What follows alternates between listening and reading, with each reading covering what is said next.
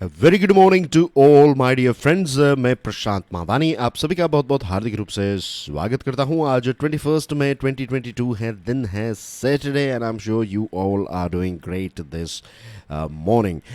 Dear friends, आपकी comments मैंने पढ़ी एंड यू गाइस थिंक कि इस लेक्चर की वजह से एक पॉजिटिव डिफरेंस आ रहा है। You can say that trigger का काम जो है वो शायद ये लेक्चर कर रहा है, बट जो एक्चुअल एक्शन है you guys are taking it, so hats off to your action. और यही एक चीज़ जो मैं आपको दिखाना चाहता था कि अगर आप चाहें, अगर एक छोटा सा कदम भी आप उठाएं तो इट विल एड।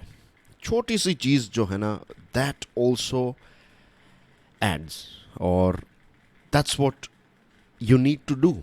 यही एक जो एक सक्सेस का मंत्रा अगर आप कह सकते हैं तो this is the thing, right? Step by step, धीरे धीरे छोटे छोटे कदम, ऐसे कदम जो आप उठा सके, ऐसी चीज़ें जो आप कर सकें। फॉर एग्जाम्पल, सुबह उठकर पेरेंट्स को स्माइल देना, that is something that is means seconds भी नहीं लगेंगे, बट एक बार वो हैबिट डेवलप कर ली, you will start with a positive step. Heat wave की सीज़न चल रही है, ऐसे में अगर आप बर्ड्स के लिए, डॉग्स के लिए, जो भी इर्द गिर्द के लिविंग क्रीचर्स हैं उनके लिए कुछ ना कुछ करते हैं, right? You take out 2 minutes, 5 minutes and do something, it will make you a better human being, right? सिर्फ एनवायरनमेंट पढ़ने से नहीं, you are living the environment. And अपने इर्द गिर्द देखिए, अपने कमरे को देखिए। Let's start with your desk, right? Why not, let's start with your study desk. अगर आपका कोई स्टडी डेस्क है तो make sure it is top notch. Now what do I mean by top notch? ऐसा नहीं कि आप मोस्ट एक्सपेंसिव स्टडी डेस्क खरीद कर लेकर आए, नहीं। जो भी आपका स्टडी डेस्क है, जैसा भी है, इट इज़ योर्स, राइट? एक समय आएगा जब इसी स्टडी डेस्क जो है ना, उसको याद करके आप कहेंगे कि एक समय था मैं इसी डेस्क पर पढ़ता था या फिर पढ़ती थी, और आज मैं इतना बड़ा डेस्क होगा शायद आपका फ्यूचर में, राइट? एक बहुत बड़ा टेबल होगा, बहुत ही लग्जूरियस टेबल होगा शायद, लेकिन ये डेस्क जो आज है ना, वो आपको हमेशा याद आएगा। तो उसको टॉप नॉच रखिए, यानी कि keep it very clean, clean it every day, right? कितनी सेकंड्स लगती हैं, कितने मिनट लगती है? Not even 1 minute if you clean every day. अगर महीने 2 महीने में एक बार करोगे तो आपको ज़्यादा वक्त लगेगा, but every single day before you study, let's say अगर आप कुछ ऐसी चीज़ें जो है ना, वो कुछ ऐसे स्टेप्स फिक्स कर लेते हैं, and you will see the magic. वो फिर आपका फोकस, और वो आपको you are doing things that nobody likes to do, simple is that. किसी को ऐसे काम करना पसंद नहीं है, लेकिन अगर आप अपने दिमाग को ऐसे छोटे छोटे काम जो हैं, जिसमें आपको कोई अवार्ड्स नहीं मिलेंगे अगेन, जिसमें आपको कोई अप्रिसिएशन नहीं मिलेगा अगेन, राइट, लेकिन जो बदलाव होगा वो आपके अंदर होगा। आप किसी को प्रूव नहीं कर पाएंगे, लेकिन वो बदलाव आपके अंदर होगा, and that will reflect on your work. जो भी काम करेंगे आप, स्टडीज़ हो या फिर आप बिजनेस कर रहे हैं, जॉब कर रहे हैं, applies to everyone. It applies to me as well. That's what I do. So do it, try it, and I'm sure you will see the result. तो आज की जो एक जो चीज़ मैं आपके साथ शेयर कर रहा हूँ, कुछ ऐसे मंत्रास हैं। ऐसा नहीं है कि ये लिस्ट बढ़ता ही जाएगा कि सुबह से शाम आप यही करेंगे, नहीं। कुछ ही ऐसी चीज़ें हैं। Do it and you will C a difference. Then we will talk about some other stuff as well. I have many things to share with you guys, like personality development पर बात करनी है, फोकस पर बात करनी है, time management है, and there are so many other things. I'll start a series or something, but let's discuss here first, right? Then we'll talk about it. Okay. Do check out my motivational podcast curiously for ever. ये सभी बड़े podcast platforms पर available हैं। और मैं एक चीज़ तो कहना भूल ही गया आपको कि आज हमारे टेबल पर हैं 4 इंपॉर्टेंट टॉपिक्स। तो first will talk about NATO expansion. Sweden और फिनलैंड के बारे में यहाँ पर बात करेंगे। जीएसटी काउंसिल को लेकर एक बहुत ही स्ट्रेंज जजमेंट आया है सुप्रीम कोर्ट का। मैंने जब इसको पढ़ा, then I was also a little bit of मैं शॉक हो गया कि यार सुप्रीम कोर्ट ने ऐसा जजमेंट दिया। Court law and politics, and then we have naxalism. तो let's start with this one. Now dear friends, हमने इस मैप को इससे पहले भी देखा था, तो I am not going into the details. अगर आज आपका पहला दिन है तो do download the PDF of this lecture और इसको अच्छी तरीके से ऑब्जर्व कीजिए, right. We are talking about ये जो येलो वाला पोर्शन है, दिस इज रशिया। तो अब देखिए यहाँ पर फिनलैंड जो है ना वो एक बहुत ही लंबी, यहाँ से आप स्टार्ट कर लो ये जो पॉइंट है, क्योंकि ऊपर वाला जो पॉइंट है that is Norway. Norway share करता है रशिया के साथ अपनी बॉर्डर, लेकिन ये वाला पोर्शन जो यहाँ से फिर पूरी फिनलैंड की एक लैंड बाउंड्री स्टार्ट हो जाती है all the way down to this portion here, right. तो एक बहुत ही लंबी 1300 किलोमीटर की बॉर्डर शेयर करता है Finland with Russia, okay. And then you have here Sweden, right. तो स्वीडन लैंड बाउंड्री शेयर नहीं करता है, but Sweden is not far from Russia. और यहाँ पर बाल्टिक सी हैं, you can see other Baltic nation, gulf of Finland यहाँ पर हैं। तो ये सारी चीज़ें हमने इससे पहले डिस्कस की थी, तो नए स्टूडेंट्स प्लीज़ आप इसको एक बार देख लीजिएगा। अब फिनलैंड जो है ये पिछले 80 ईयर्स से न्यूट्रल रहा है। ये ना तो यूएसएसआर का पार्ट है, ना तो किसी यूएसए की टीम का पार्ट रहा है। स्वीडन जो है ये पिछले 200 सालों से इंडिपेंडेंट रहा है, राइट। इंडिपेंडेंट या फिर आप कहें neutral, the right word is not independent but I would say neutral रहा है। अब जैसे मैंने आपको बताया फिनलैंड जो है वो 1300 किलोमीटर की बॉर्डर शेयर करता है रशिया के साथ।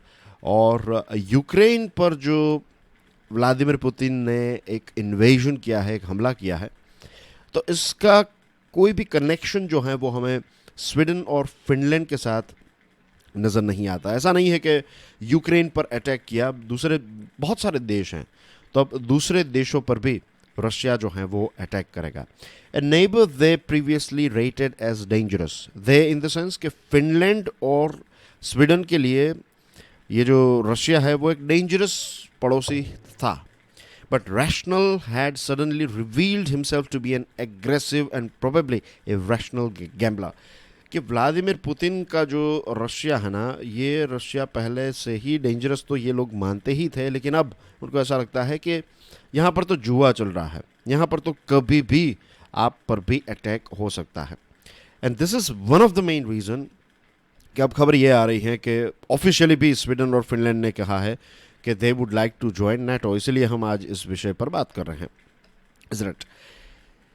नाउ द थिंग इज कि स्वीडन जो है उनका लोकेशन आप देखिए स्वीडन के बारे में आपको थोड़ी बहुत चीज़ें शायद पता होगी, नहीं पता तो let me tell you very interesting thing about Sweden और ये नॉर्वे और ये फिनलैंड में भी यही सिचुएशन है कि यहाँ पर लगभग 6 महीने तक दिन रहता है और 6 महीने रात होती है। I'm sure you would be knowing about this fact, right? I'm not going into the geography of this thing कि क्यों ऐसा होता है, बट यहाँ पर लगभग 6 महीनों तक यहाँ पर दिन ही होता है, राइट। सूरज कभी ढलता नहीं है और 6 महीनों तक रात ही होती है, सूरज कभी निकलता नहीं है, ऐसी सिचुएशन है यहाँ पर। तो और देखिए दुनिया के मीन्स बहुत ही एक्सट्रीम इलाकों में है, राइट। बहुत ही ज़्यादा ठंड पड़ती है यहाँ पर, बहुत ज़्यादा बर्फ़ गिरती है। तो अच्छा है कि ये देश जो है, ये तीनों देश जो हैं ये बहुत ही डेवलप्ड देश हैं, वरना अगर आपके पास टेक्नोलॉजी और पैसे और ये सारी चीज़ें ना हो तो आप यहाँ पर सर्वाइव जो हैं वो कर ही नहीं सकते, और ये बहुत ही दूर हैं। तो स्वीडन का ऐसा लोकेशन है, राइट, कि उस पर चढ़ाई करना, कोई अगर स्वीडन के साथ युद्ध करने के लिए जाए ना, तो पहले तो उनको ऐसे एक्सट्रीम एनवायरनमेंट में युद्ध करने की प्रैक्टिस होनी चाहिए, उतनी बड़ी फौज उनके पास होनी चाहिए, वो टूल्स होने चाहिए, and it's going to be very very costly. और एक बार स्वीडन को आपने हरा भी दिया तो क्या फिर आप उसको कंट्रोल कर पाएंगे, क्योंकि Sweden is like you know it's एक ऐसा देश है जो जिसका एक ख़ास जियोग्राफिकल लोकेशन है और एक्सट्रीम वेदर है, तो वहाँ के लोग जितना वहाँ पर सर्वाइव कर सकते हैं उतना दूसरे ऐसे देशों के लिए थोड़ा पॉसिबल नहीं है। Means it's going to be very costly, you know, कोई आपको इतना बड़ा फ़ायदा नहीं होगा, इतना कोई स्ट्रेटेजिक लोकेशन आपको नहीं मिल जाएगा। तो इसकी वजह से स्वीडन के साथ कोई यू नो स्वीडन को हमेशा ऐसे ही छोड़ दिया इन द सेंस कि उनके साथ कोई लड़ाई झगड़ा नहीं करता है कि वहाँ तक कौन जाए और कौन झगड़ा करे। It's like that. I hope you got the point. अब ये जो देश है ना, ये स्वीडन और फिनलैंड, ये छोटे छोटे देश है। स्वीडन की पॉपुलेशन है 10 मिलियन यानी कि 1 करोड़। फिनलैंड की पॉपुलेशन है 5 मिलियन यानी कि 50 लाख की पॉपुलेशन यहाँ पर। लेकिन जैसे मैंने आपको बताया कि ऐसे देशों के पास means you will observe this thing as well. अब देखिएगा जितने रिसोर्सेज आपके पास होंगे, आपके पास ज़मीन है, पानी है, ये वो, फॉर एग्जांपल हमारा देश भारत, तो फिर उतना ज़्यादा टेक्नोलॉजिकल एडवांस हम नहीं रहे हैं, अब हो रहे हैं, लेकिन फिर भी आप इन देशों को देखिए, छोटे छोटे देश हैं, अब इनके पास कोई ऑप्शन ही नहीं है. अगर ये टेक्नोलॉजी डेवलप नहीं करेंगे तो वो सर्वाइव नहीं कर पाएंगे, ग्रो नहीं कर पाएंगे. तो यहाँ पर ऐसे एक्सट्रीम इलाकों में ऐसा बहुत देखने को मिला है कि वो बहुत ही आगे होते हैं. अगर हमारे देश पर जितनी चढ़ाई हुई आप देखेंगे तो छोटे छोटे ऐसे ग्रुप्स ही भारत में आए और भारत को टेक ओवर कर लिया, क्योंकि वो एक अलग ही मुसीबतों को सामना कर रहे, अपने मुसीबतों का सामना कर रहे थे अपने होम कंट्री में. उनको सक्सेसफुल होना ही था, उसके बिना कोई ऑप्शन, उसके अलावा कोई ऑप्शन नहीं था उनके जीवन में. तो they used to risk everything and they used to come to India. और फिर ये लड़ाई झगड़ा एक्सेट्रा होता था, वॉर होते थे उस टाइम पर, वैसे ही चीज़ें चलती थी. तो this is the thing with small countries. तो फिनलैंड और स्वीडन भले ही छोटे छोटे देश हैं, लेकिन मिलिट्री वाइज अगर आप देखें तो दे आर वेरी गुड. उनके पास बहुत ही अच्छी टेक्नोलॉजी वाली चीज़ें हैं.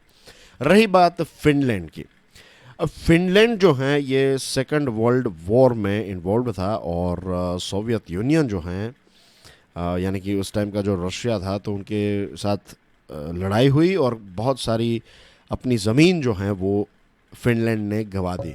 लेकिन फिनलैंड ने काफ़ी टफ फाइट दी थी मॉस्को को, बहुत ही टफ फाइट दी थी. और इस टफ फाइट की वजह से, एक हार्ड फाइट की वजह से, फिर ये जो रशिया है, रशिया ने या फिर यूएसएसआर जो है, उसने ये जो फिनलैंड है, फिनलैंड को एज ए न्यूट्रल रहने दिया, अपना सैटेलाइट स्टेटस नहीं दिया. सैटेलाइट स्टेटस यानी कि अपना एज ए डेप्यूटी, या फिर आप उसके अधीन रहकर काम करेंगे, ऐसा नहीं बनाया. उसको अलग रहने दिया कि कोई बात नहीं, इनके अंदर एक अलग जुनून है, ये अच्छी फाइट दी है हमको एक्सेट्रा, तो ये इंडिपेंडेंट रहे वही बेटर है.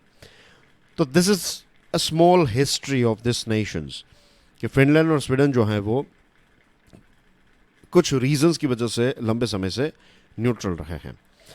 अब प्रश्न ये उठता है कि इतना अच्छा इतिहास नज़र आता है, न्यूट्रल रहे हैं, किसी की अम्ब्रेला के तहत काम नहीं किया है, तो अब ये नेटो को क्यों ज्वाइन करना चाहते हैं? ये एक बहुत बड़ा प्रश्न उठ रहा है कि क्यों ये दोनों देश जो हैं वो नेटो को ज्वाइन करना चाहते हैं.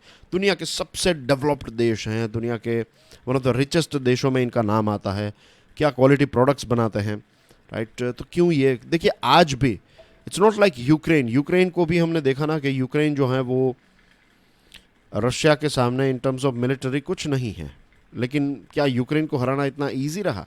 क्या ऐसा रहा कि 2 दिन के अंदर व्लादिमीर पुतिन सारी चीज़ों को साफ करना? 3 महीने लगे, और अभी भी युद्ध जो है वो जारी है अनफॉर्चुनेटली.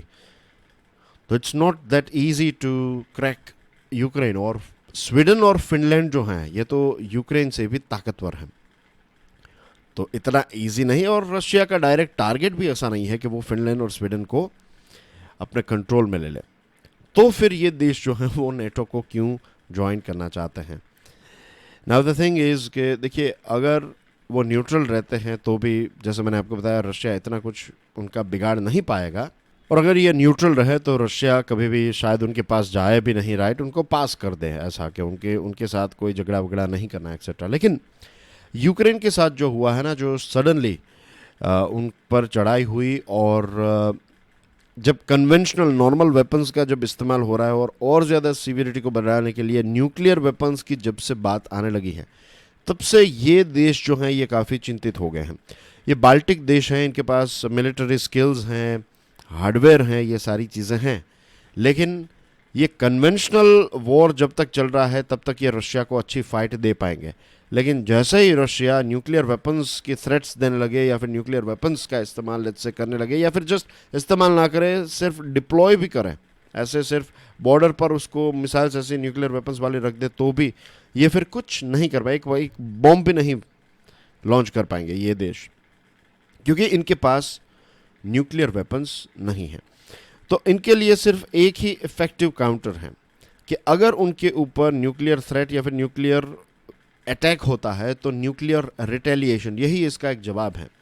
और क्योंकि स्वीडन और फिनलैंड के पास नहीं है और नेटो के मेंबर्स के पास हैं, और अगर आप नेटो को ज्वाइन कर लेते हैं तो फिर आपके ऊपर अगर न्यूक्लियर वेपन का इस्तेमाल होगा तो फिर नेटो फोर्स भी जो जिसने अटैक किया उसके ऊपर न्यूक्लियर फोर्स का इस्तेमाल कर सकती है। This is the main core reason कि स्वीडन और फिनलैंड जैसे देश जो हैं वो आज नेटो को ज्वाइन करना चाहते हैं। The Swedes still don't like nuclear weapons, उनको न्यूक्लियर वेपन्स आज भी पसंद नहीं है। ऐसा नहीं है कि वो खुद न्यूक्लियर वेपन्स बनाने की बात करें, नो। उनके प्राइम मिनिस्टर ने भी कह दिया है कि ये जो फॉरेन के ट्रूप्स हैं उनको स्वीडन में कोई बेस बनाना अलाउड नहीं होगा और न्यूक्लियर वेपन्स जो हैं वो भी उस देश में नहीं रखा जाएगा, कि उसका भी कोई ऐसा नहीं कि आप न्यूक्लियर वेपन्स की मिसाइल्स जो हैं वो स्वीडन में रख दें, ये भी चीज़ जो है वो अलाउड नहीं है।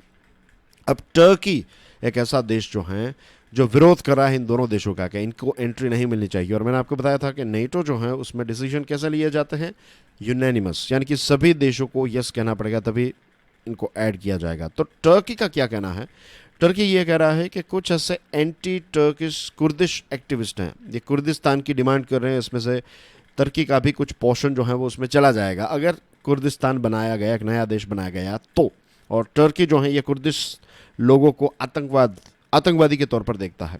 अब उनकी एक अलग हिस्ट्री है, we are not going into it again, लेकिन टर्की ने यह कहा कि ये कुछ एंटी टर्किश कुर्दिश एक्टिविस्ट जो स्वीडन में हैं, जो फिनलैंड में हैं, आप उनको हमारे हवाले कर दीजिए। ये बाल्टिक देशों में कुछ छुपे हुए ऐसे लोग, उनको आप हमें सौंप दीजिए और हम आपका विरोध नेटो में नहीं करेंगे। तो ये कंडीशन रखी है और अभी फॉर्मली ऐड होने में कुछ वक्त लगेगा, but this is the main reason. ये न्यूक्लियर गारंटी जो है ना नेटो की, this is something that is attracting this to Baltic countries.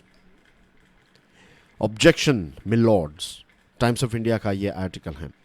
एक जीएसटी काउंसिल का आप फोटो देख सकते हैं, राइट विनो के जीएसटी काउंसिल जो हैं उसके हेड हैं यूनियन फाइनेंस मिनिस्टर। अब भारत का ये जो इनडायरेक्ट टैक्स आर्किटेक्चर है, इसको एक बहुत बड़ा जॉल्ट मिला, एक बहुत बड़ा धक्का मिला, जब झटका लगा, इनफैक्ट धक्का, झटका इज़ द राइट वर्ड।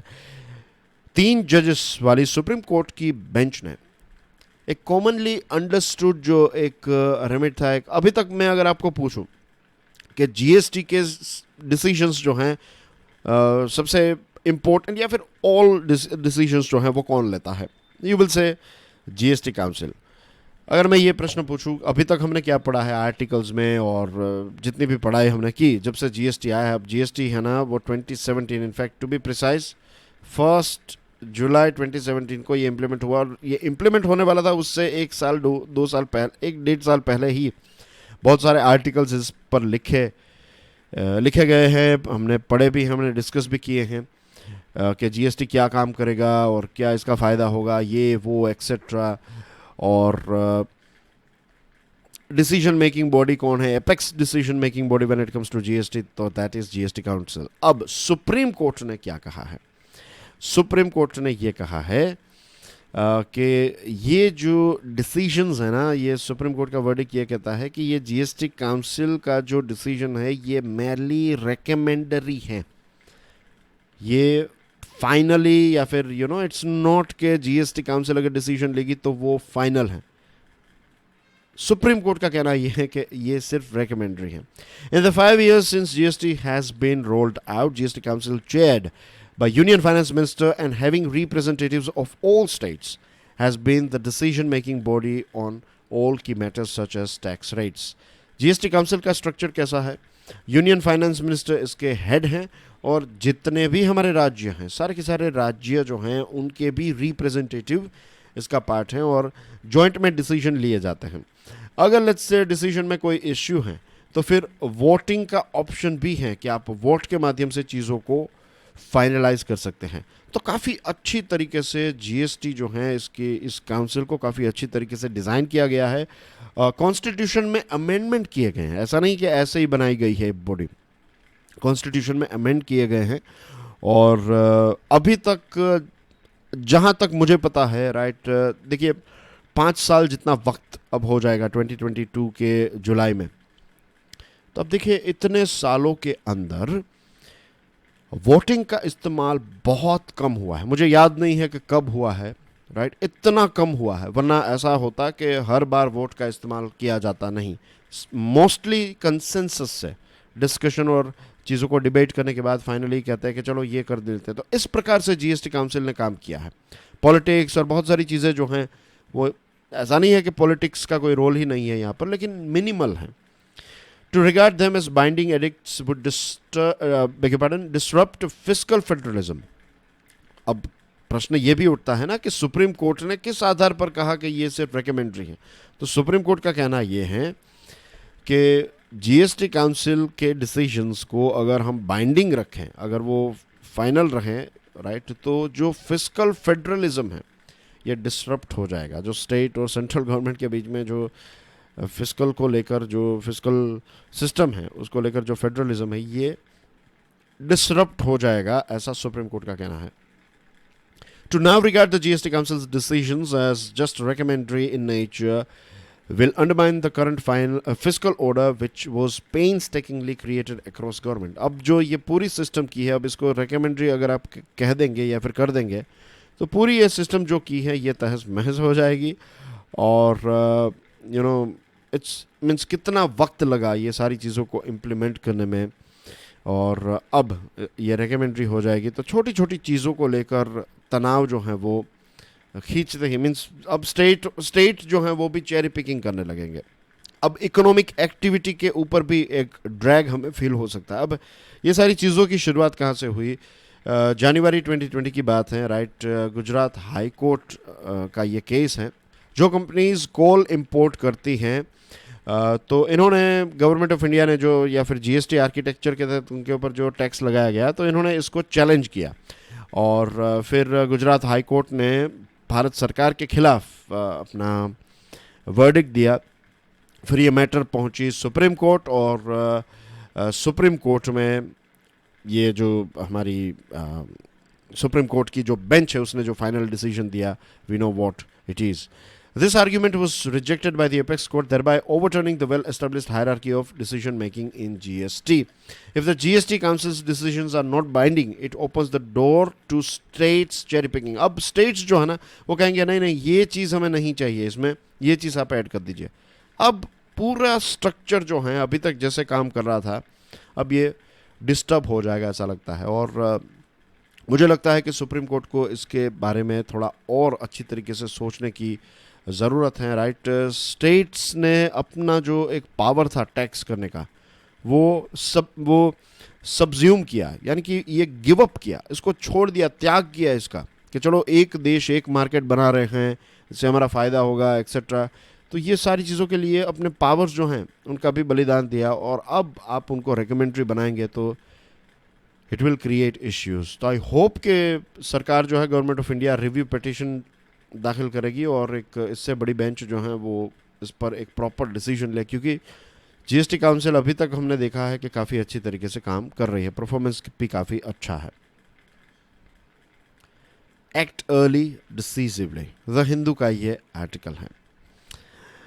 मुझे बहुत गर्व होता है जब मैं हमारे देश भारत की बात करता हूँ कि दुनिया के जनरली सभी बड़े मेजर जो धर्म हैं वो हमारे देश में प्रैक्टिस किए जाते हैं, राइट।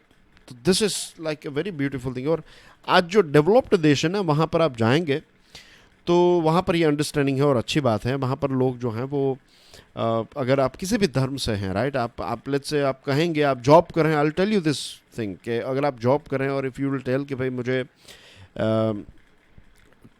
नमाज पढ़ने के लिए जाना है, राइट, वक्त हो चुका है, तो वो लोग आपको कहेंगे ठीक है चलो आप चले जाओ 2 मिनट के लिए, 5 मिनट, जो भी आपको वक्त चाहिए, राइट। तो वो ब्रेक्स दिए जाते हैं। अगर आप कहेंगे कि मेरा आज फास्टिंग है और मुझे ड्रिंक चाहिए, कुछ ऑरेंज जूस या व्हाटएवर, राइट, आपको वो चीज़ खाने के लिए जाना है, पीने के लिए जाना है, तो आपको ब्रेक दिया जाएगा। तो आपके क्योंकि वेस्टर्न वर्ल्ड की बात करें तो वहाँ पर क्रिश्चियनिटी उनका मेन रिलीजन है, main in the sense majority religion Christianity, लेकिन दूसरे जो रिलीजन्स हैं उनको भी वो काफ़ी रिस्पेक्ट देने लगे हैं, एक समझदारी बनने लगी है। और ये समझदारी जो है ना ये अच्छी बात है, लेकिन ये समझदारी हमारे देश की संस्कृति में तो बहुत पुरानी है, बहुत पुरानी, हज़ारों साल पुरानी है। अब क्या हो रहा है कि कानून का इस्तेमाल करते हुए रिलीजियस कंट्रोवर्सीज क्रिएट की जा रही है। right? Determined and malicious efforts are being made by communal elements to capture sites in Varanasi and Mathura where the Gyan Vapi Mosque and Shahi Idgah Masjid are located.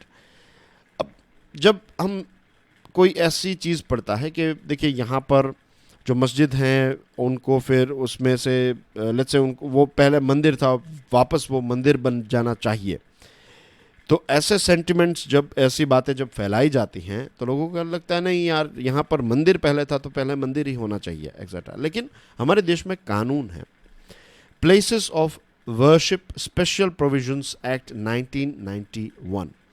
ये इसलिए बनाया गया था कि आज़ादी के बाद 15 अगस्त 1947 पर जो भी मंदिर जहाँ पर था, जो भी मस्जिद जहाँ पर हैं, राइट, जो भी इतिहास में जो भी हुआ, बहुत सारी चीज़ें गलत हुई हैं। आई एम नॉट सेइंग कि औरंगज़ेब ने अगर मंदिर को गिरा दिया और वहाँ पर मस्जिद बनाई तो उसने कोई बहुत बड़ा धर्म का काम नहीं किया।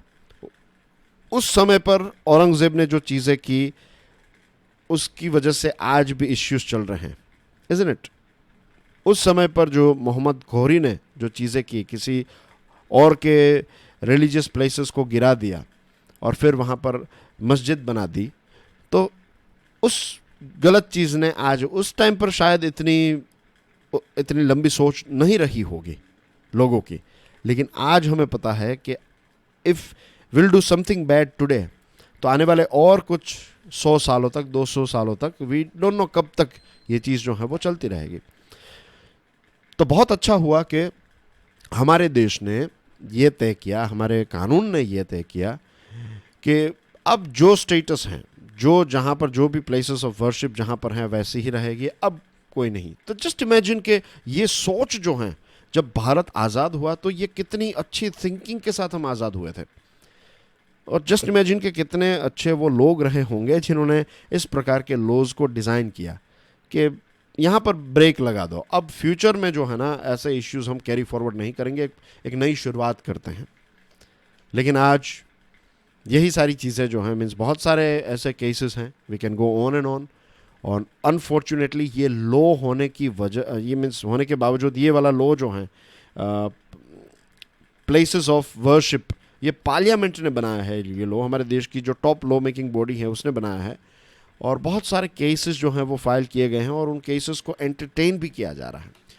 तो अब कोर्ट्स पर हैं कि ये प्लेसेस ऑफ वर्शिप एक्ट जो हैं उसको हम इम्प्लीमेंट करें लेटर एंड स्पिरिट में, और इस प्रकार के जो तरीके इस्तेमाल किए जाते हैं अलग अलग ग्रुप्स के द्वारा, फिर वो सो कॉल्ड किसी भी ग्रुप को रिप्रेजेंट करने की बात क्यों ना कर रहे हों, लेकिन एंड ऑफ द डे अगर आप जाएंगे तो उनका ही पॉलिटिकल फ़ायदा है इसमें, राइट। फिर जो कोई भी मस्जिद बनाने की बात कर रहा हो या मंदिर बनाने की बात कर रहा हो, तो ये चीज़ जो है ना वो हम सबको देखने की ज़रूरत है कि इवेंचुअली ये लोग वोट लेकर चले जाएंगे और यही चीज़ें जो हैं फिर एक बार वो उनको सक्सेस मिलेगा उसमें, तो उनकी भी सेल्फ एफिकेसी इंप्रूव होगी ना। आपने जैसे डॉग की दवाई करवाई, आपने जो चिड़िया है उसके लिए पानी रखा और आपने देखा कि चलो एक बर्ड जो है वहाँ पर आकर पानी पी रहा है, तो फिर you will feel good, you will feel कि okay this is very good thing, मुझे अब और करना है, अब मैं हर रोज़ ये, तो it will become your habit. वैसे ही ये पॉलिटिकल पार्टीज़ की इनकी हैबिट हो चुकी है कि अगर धर्म के नाम पर लोगों को भड़काओगे और वो भड़क जाएंगे तो दैट्स अ गुड थिंग, आपको तो ऐसे वोट मिल रहे हैं, चलो इसी चीज़ को कंटिन्यू करो, ये सक्सेसफुल चीज़ है, इसमें कोई भी डिस्टर्बेंस नहीं होना चाहिए, भले सोसाइटी में डिस्टर्बेंस होते रहे।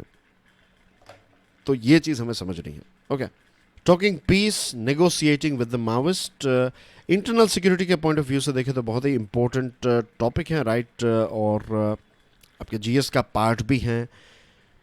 तो let's talk about this particular topic, right. Chhattisgarh के चीफ मिनिस्टर भूपेश बागेल साहब ने हाल ही में अपने स्टेट वाइड टूर में ये कहा, we are talking about Chhattisgarh क्योंकि हम आंध्र प्रदेश के बारे में भी बात करने वाले हैं, तो let me clarify this thing. तो छत्तीसगढ़ के चीफ मिनिस्टर ने ये कहा कि वो माओविस्ट के साथ बातचीत करने के लिए तैयार है, उनकी सरकार जो है वो पीस के लिए रेडी है। अगर माओविस्ट जो है वो अपने हथियार को ड्रॉप कर देते हैं और कॉन्स्टिट्यूशन में अपनी आशा या फिर कॉन्स्टिट्यूशन में अपना विश्वास दिखाते हैं तो बातचीत करके हम चीज़ों को सॉल्व कर सकते हैं। वी नो कि छत्तीसगढ़ जो है वो सबसे ज़्यादा नक्सलाइट से प्रभावित हमारे देश का सबसे ज़्यादा प्रभावित राज्य है। अब बदले में ये जब चीफ मिनिस्टर ने कहा या फिर गवर्नमेंट ने ये कहा, तो जो सीपीआई माओइस्ट हैं तो उनके हेड जो हैं उन्होंने, उनके spokes person, basically not head लेकिन उनके स्पोक्स पर्सन ने ये कहा कि ये जो ऑफ़र दी गई है ये डॉजी है। चीफ मिनिस्टर जो हैं उनको मीन्स ये गलत चीज़ें कर रहे हैं। उनका कहना यह है कि क्रिएटिव एटमॉस्फेयर तैयार कीजिए आप, उसके बाद बातचीत हो सकती है, आप हम पर अटैक कर रहे हैं, ये ऐसा सीपीआई माओइस्ट का कहना है। उन्होंने बहुत सारे एक्यूजेशंस डाले, उन्होंने कहा कि ये चीज़ गलत की सरकार ने, वो चीज़ गलत की एक्सेट्रा। और उन्होंने ये भी कहा कि जो provisions of panchayat extension to the scheduled areas act 1996 हैं, इसको भी इम्प्लीमेंट जो है, यानी कि पैसा एक्ट जो है, इसको भी सरकार ने इम्प्लीमेंट नहीं किया है। तो माओइस्ट को आप प्रॉमिस करते हैं लेकिन उसके बाद चीज़ों को इम्प्लीमेंट नहीं करते हैं। तो ये सारी डॉजी ऑफर हैं, यानी कि आप लुभाने के लिए ये सारी स्कीम्स हमें दे रहे हैं। और कुछ कंडीशंस भी रखी है कि बातचीत करना चाहते हैं तो कंडीशन ये है कि पहले तो उनकी जो पार्टी है पीपल्स लिबरेशन गुरिल्ला आर्मी, तो इनके ऊपर जो बैन है ये बैन को हटाया जाए, नंबर 1। दूसरी चीज़ कि सिक्योरिटी फोर्सेस के जो कैंप्स हैं उनके एरियाज़ में से हटाया जाए और जेल्ड लीडर्स जो हैं उनको वहाँ से मीन्स जेल में से छोड़ा जाए, तब जाकर बातचीत जो है वो हो सकती है। अब ऐसे ही कुछ कंडीशंस 2010 में, उस टाइम पर हमारे होम मिनिस्टर थे पी चिदम्बरम साहब, तो उस टाइम पर सीपीआई माओइस्ट के जो हेड थे उन्होंने भी इस प्रकार की कंडीशंस रखी थी कि एक तो म्यूचुअल सीज़ फायर हो, सिर्फ माओइस्ट सीज़ फायर नहीं करेंगे, सरकार को भी, उनकी जो फोर्सेस हैं उनको भी सीज़ फायर करना पड़ेगा। फिर पीसफुल लीगल वर्क के लिए ये जो पार्टी है उसके ऊपर बैन हटाया जाए। और तीसरी चीज़ है कि ये टॉर्चर्स और मर्डर्स और अरेस्ट और ये सारी चीज़ें जो हैं वो सरकार बंद करे। तो ये 3 कंडीशन रखी थी। तो सरकार ने कहा चलो ठीक है, बातचीत करने की कोशिश ही कर रहे थे। तो बीच में जो एक आज़ाद नाम का व्यक्ति था जो माओइस्ट था, तो ग्रेहाउंड कमांडोज़ ने, आंध्र प्रदेश की जो ग्रेहाउंड कमांडोज़ हैं उन्होंने 2 जुलाई 2010 को इसका एनकाउंटर कर दिया। और उसके बाद से फिर बातचीत जो है वो बंद हो गई, क्योंकि एक तरफ ये चीज़ें चल रही थी, ये कंडीशन आ रही थी, और दूसरी तरफ जो एक मेन इंपॉर्टेंट व्यक्ति था उसको एनकाउंटर किया गया। आंध्र प्रदेश के अंदर 2004 से अगर आप देखें तो बातचीत करने के लिए राज्य सरकार ने बैन जो है पार्टी पर वो हटाया था, लेकिन उसके बाद भी हमें यही चीज़ देखने को मिलती है कि हर बार ये चीज़ अलग अलग राज्यों में हुई है कि पार्टी पर बैन हटाया जाएगा, फिर एक मीडिएटर रखा जाएगा, राइट। यहाँ पर एक फॉर्मर सिविल सर्वेंट जो हैं, तो दोनों सरकार और माओइस्ट को ये एस.आर. शंकरन पर भरोसा था, तो उनको मीडिएटर के तौर पर रखा और फिर बातचीत करने की कोशिश की एक्सेट्रा। कहा कि ज़मीन जो है वो वापस देनी पड़ेगी और जिनके ऊपर केसेस चल रहे हैं तो वो सारे केसेस जो हैं वो ख़त्म करने पड़ेंगे। जो जेल में हैं कुछ माओइस्ट लीडर्स, तो उनको छोड़ना पड़ेगा। और अगेन सिक्योरिटी फोर्सेस जहाँ पर है ये सारी चीज़ों को हटाना पड़ेगा एक्सेट्रा एक्सेट्रा। तो ये पुरानी जो भी कंडीशंस है वही कंडीशंस फिर से आती है। और हर बार ऐसा होता है कि कुछ बातचीत करने की कोशिश की जाती है तो बीच में कुछ ऐसा हो जाता है और फिर फायरिंग हो जाती है, एंड देन अगेन बातचीत और ये सारी चीज़ें जो हैं वो ख़त्म हो जाती हैं। तो इसका एक ही चीज़ जो अलग अलग राज्यों में जो एक्सपीरियंस हैं, तो उससे यही चीज़ है कि आगे बढ़ने के लिए दोनों तरफ से सबसे पहले एक कमिटमेंट होना चाहिए कि वायलेंस का किसी प्रकार का इस्तेमाल नहीं होगा। मीन्स माओइस्ट ने भी ऐसा किया था, उन्होंने जब सीज़ फायर किया गया था तो इस सीज़ फायर का दुरुपयोग किया था। और ये बात जो है वो आज़ाद ने एडमिट भी की थी कि we used it to take our politics widely among the people in the state and outside. तो जब सीज़ फायर और बातचीत करने की कंडीशन आई तो माओइस्ट ने भी इसका गलत इस्तेमाल किया है। ऐसा नहीं कि सरकार ने जो आज़ाद का एनकाउंटर किया वो गलत था, माओइस्ट ने भी कई बार गलत चीज़ें की हैं। तो अगर पीस चाहिए तो दोनों तरफ से ये समझना पड़ेगा कि वायलेंस का इस्तेमाल ना हो, और ट्रस्ट बिल्डिंग जो कहते हैं ना हम, कॉन्फिडेंस बिल्डिंग मेजर्स, ये दोनों तरफ से होने चाहिए, तब जाकर बातचीत होगी। और इवेंचुअली आज नहीं तो कल इसका एंड यही आएगा कि बातचीत के माध्यम से प्रॉब्लम को सॉल्व किया जाएगा। तो why not do it now, क्योंकि इसमें फ़ॉरेन की ताकतें जो हैं वो हमारे देश की इंटरनल सिक्योरिटी को डिस्टर्ब करने के लिए, चाइना जैसा देश जो है वो इन सारे ऑर्गेनाइजेशंस को ट्रेनिंग प्रोवाइड करता है, पैसे प्रोवाइड करता है, ये सारी चीज़ें प्रोवाइड होती हैं, तभी जाकर इनके पास इतने लेटेस्ट हथियार आ जाते हैं. So that's everything in today's discussion. Thank you very much for watching this video. And कल संडे है तो कल रिवीजन लेक्चर में मिलेंगे. आज और कुछ वीडियोस आने वाले हैं, तो स्टे ट्यून्ड. जय हिंद.